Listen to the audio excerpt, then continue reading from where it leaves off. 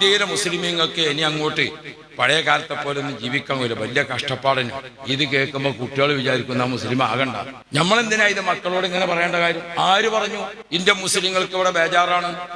ആരെങ്കിലും ഒരാൾ രാഷ്ട്രീയത്തിലോ മതത്തിലോ അല്ലാത്തതിലോ ഒക്കെ ഇവിടെ എന്തെങ്കിലുമൊക്കെ ഒന്ന് പറയുമ്പോഴൊക്കെ ഇത്ര പേടിക്കാൻ നിൽക്കേണ്ട കാര്യമുണ്ട് നമ്മള്? ഇബ്രാഹിം നബി അലൈഹിസ്സലാമിനെ നശിപ്പിക്കാൻ നമ്രൂദ് ഒരുക്കിയത് വലിയ അഗ്നികുണ്ടാരാണ്. ഓളി കത്തിയിട്ട് ആകാശത്ത് തൊട്ടില്ലെന്ന രീതിയിൽ പറക്കുന്ന പക്ഷി ജറക് കരിഞ്ഞിട്ട് താഴെ വീണു. അങ്ങനത്തെ തീയാണ് ഇബ്രാഹിം നബിക്കെതിരെ ഒരുക്കിയത്. അങ്ങനെ ഇസ്ലാമിനെ നശിപ്പിക്കാൻ ഒരുങ്ങിയിട്ട് ഇന്ന് ഖലീലുല്ലാഹി നബി ഇബ്രാഹിം ആ പേര് കേൾക്കുമ്പോഴേക്ക് ലോകത്ത് സിന്ദാബാദ് എന്ന് പറയാൻ 200 കോടി ജനങ്ങളുണ്ട്.